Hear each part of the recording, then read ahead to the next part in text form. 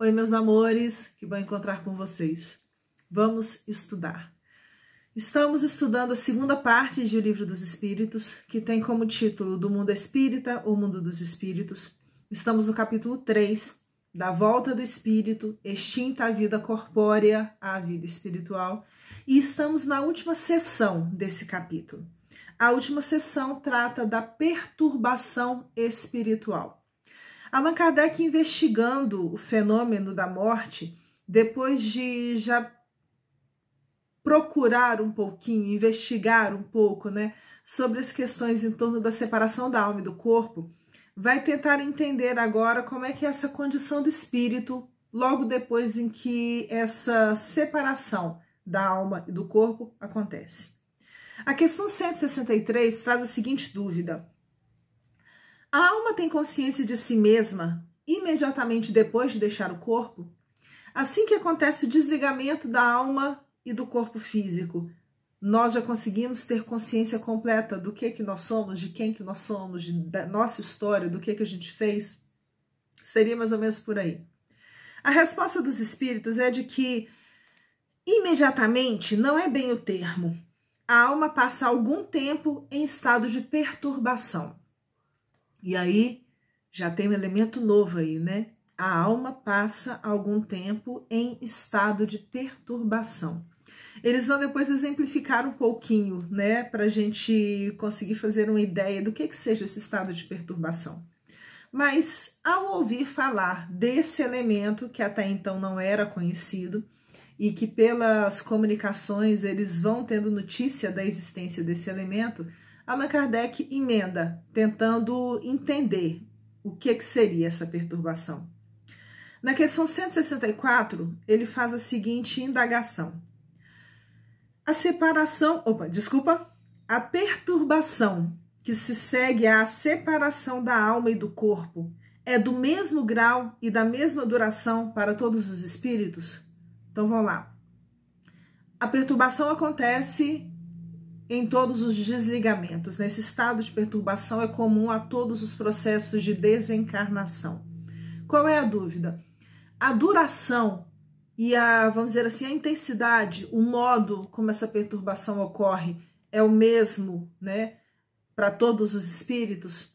E aí eles respondem que não, que depende da elevação de cada um.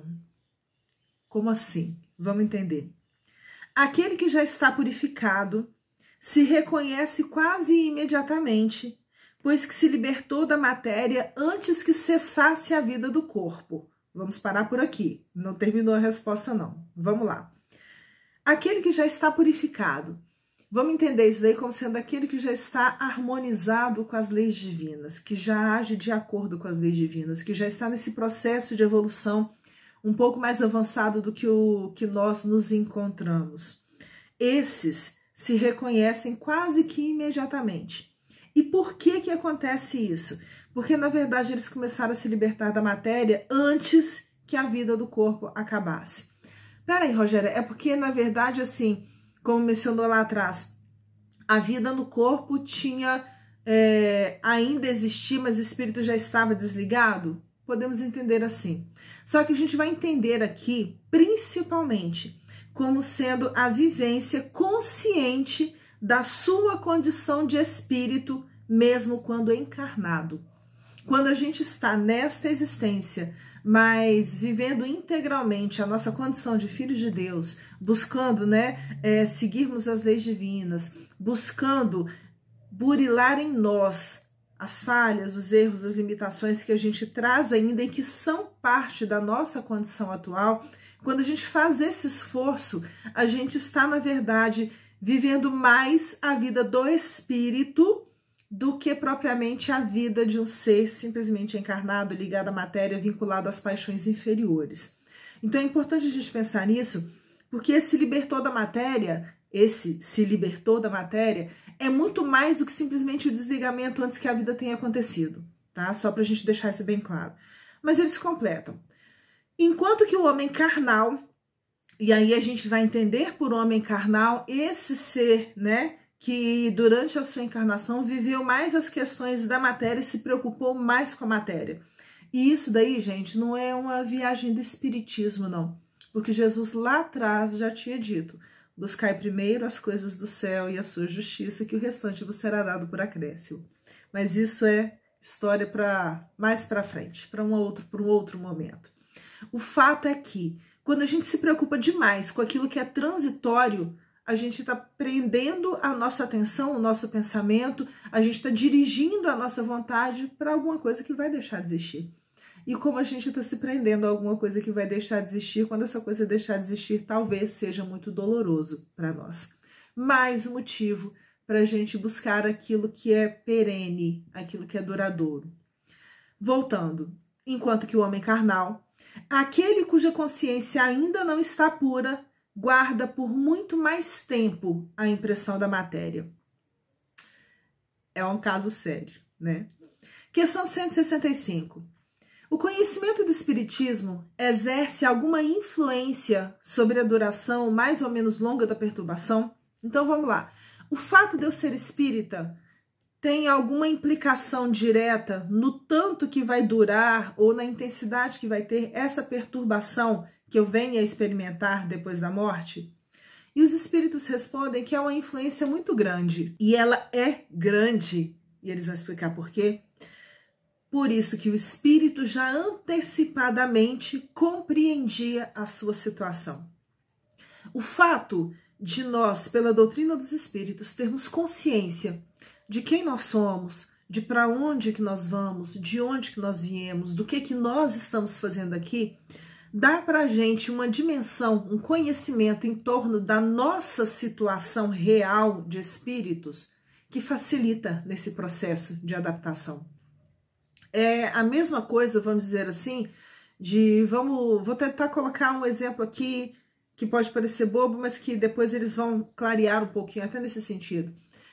Imagina uma pessoa que sofreu um acidente no trânsito, vamos imaginar assim, e ela ficou desacordada e foi levada para o hospital. Quando ela acorda num lugar onde ela não sabe onde está, onde ela não se sente pertencente, com pessoas que ela não conhece, às vezes presa a uma cama com movimentos imitadores, é um momento de perturbação para aquela pessoa. É diferente daquela pessoa que vai para a sala de cirurgia sabendo, consciente, né, que vai passar por um determinado tipo de procedimento e que já tem uma noção do que vai ser depois. Por mais que pela anestesia ela demore um pouquinho para recuperar, né, a sua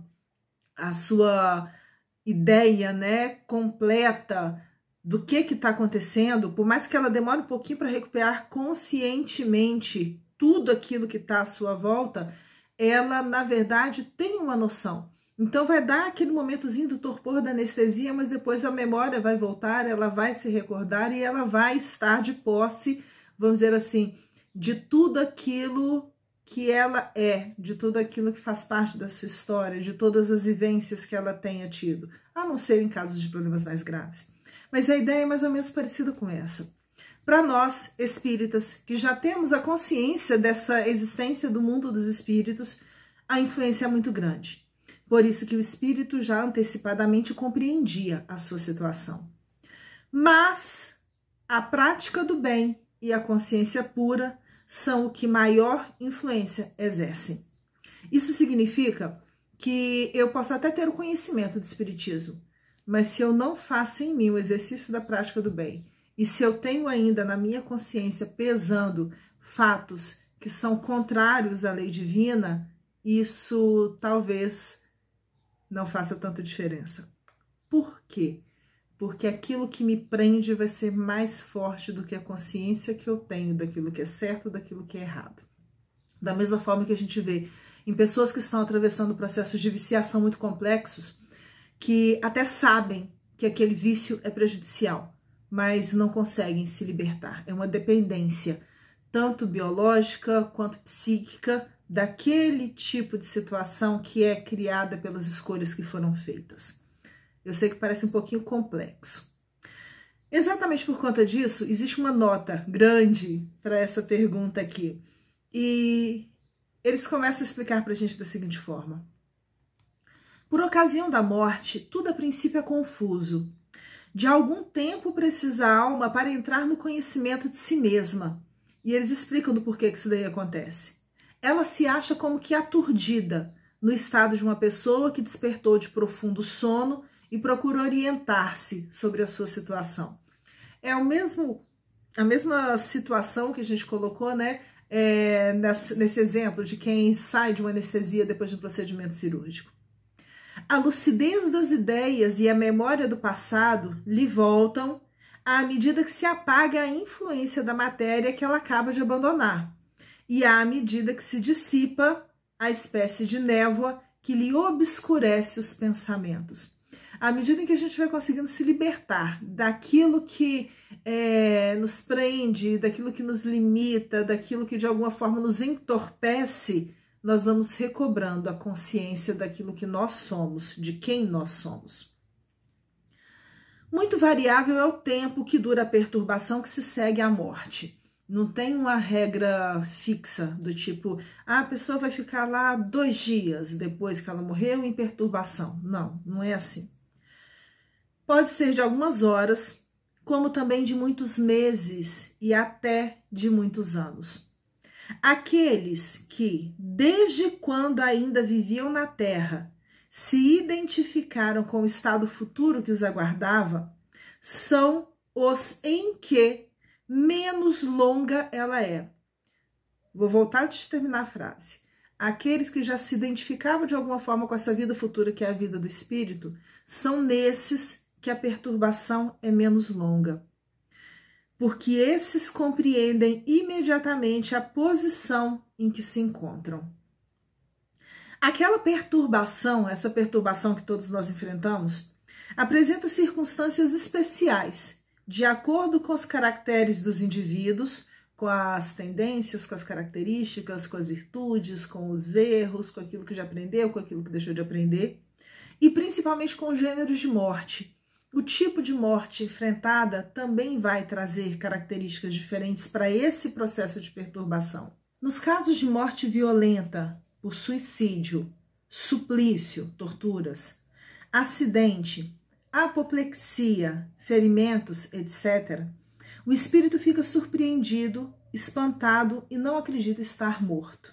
Muitas desses modos de morte que foram mencionados aqui são, aliás, a totalidade deles, né? Mesmo naqueles, como no caso aqui da apoplexia, como foi mencionado, que é uma alteração que vai dar, né, de uma paralisia muito brusca em função de sangue no cérebro. Tem as questões científicas próprias, mas resumindo seria isso, né? Mas onde existe esse entorpecimento do cérebro.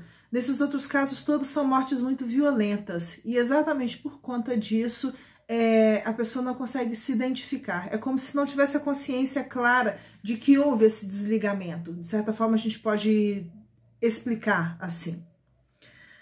Obstinadamente sustenta que não está. Ele não se acredita morto, ele não se entende morto, até porque muitas vezes a ideia que se tem da morte é diferente daquilo que ele está vivendo. No entanto, vê o seu próprio corpo, reconhece que esse corpo é seu, mas não compreende que se ache separado dele. É aquela coisa do, eu tô vendo meu corpo ali, mas eu tô aqui, mas como é que meu corpo tá ali se eu tô aqui? E por que eu não tô nele? O que tá acontecendo? São alguns exemplos dessa perturbação. Acerca-se das pessoas a quem estima, daquelas pessoas que ele gosta, tenta chegar perto das pessoas que são importantes para ele.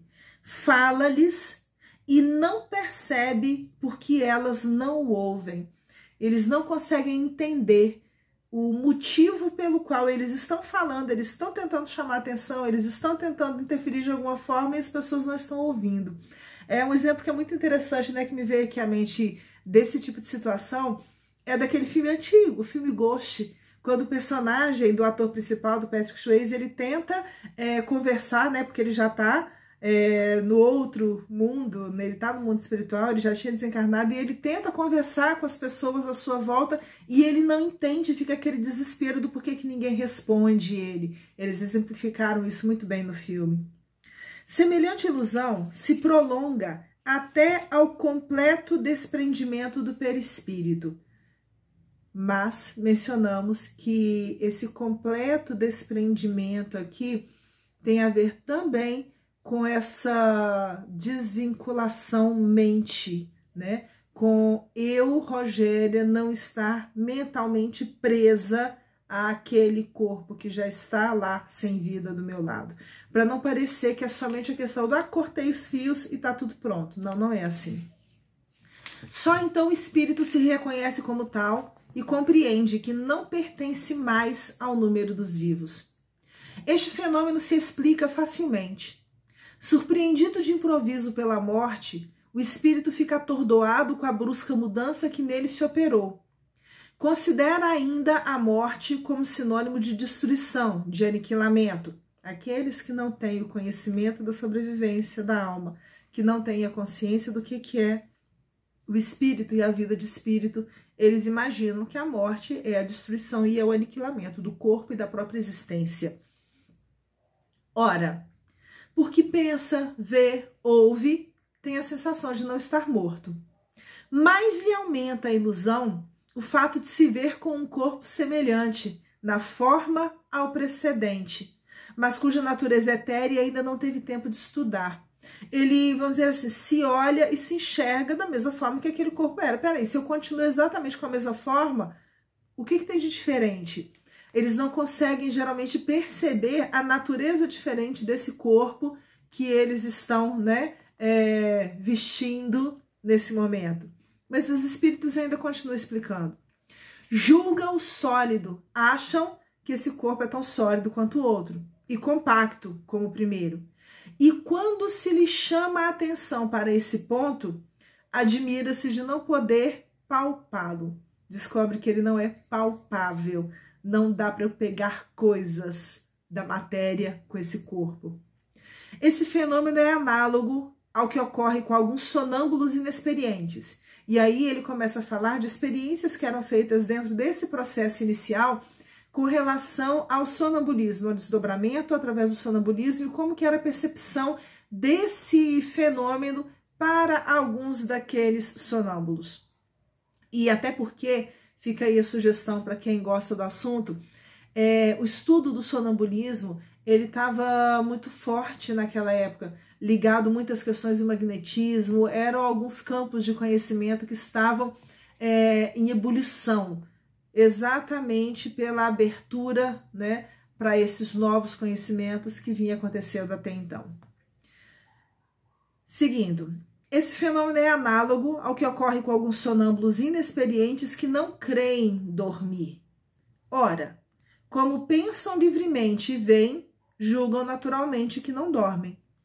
Certos espíritos revelam essa particularidade, se bem que a morte não lhes tenha sobrevindo inopinadamente. Todavia, sempre mais generalizada se apresenta entre os que, embora doentes, não pensavam em morrer. Não chegavam nem mesmo a admitir a possibilidade. Se agarravam a essa vida material como sendo a única possibilidade de existência que existia para cada um deles. Observa-se, então, o singular espetáculo de um espírito assistir ao seu próprio enterramento como se fora o de um estranho, falando desse ato como de coisa que não lhe diz respeito, até ao momento em que compreende a verdade, porque ele não consegue entender as posições que ele está ocupando, os lugares onde ele está e tudo que está acontecendo à sua volta. A perturbação que se segue à morte nada tem de penosa para o homem de bem. Aí a gente volta, né, naquela passagem do Cristo. Vamos buscar primeiro aquilo que é certo. Que se conserva calmo, semelhante em tudo a quem acompanha as fases de um tranquilo despertar. Para aquele cuja consciência ainda não está pura, a perturbação é cheia de ansiedade e de angústias, que aumentam à proporção que ele, da sua situação, se compenetra. Nos casos de morte coletiva, tem sido observado que todos os que perecem ao mesmo tempo, todos aqueles que morrem ao mesmo tempo naqueles fenômenos de morte coletiva, nem sempre tornam a ver-se logo. Presas da perturbação que se segue à morte, cada um vai para seu lado, ou só se preocupa com os que lhe interessam? É interessante a gente pensar nisso, porque do lado de lá a gente continua buscando aquilo que é importante pra gente, aquilo que nos prende de alguma forma. Se o que me prende é aquilo que é transitório, eu vou me angustiar, porque talvez aquilo não exista mais. Eu vou me angustiar, porque talvez os bens estejam fora do meu alcance. Mas se eu já conseguir me direcionar, me voltar para aquilo que é perene, para aquilo que é duradouro, a minha transição não vai ser tão difícil, a perturbação vai ser menor. Ficamos hoje por aqui. Seguimos depois para o capítulo 4, que trata da pluralidade das existências. Um beijo grande para vocês.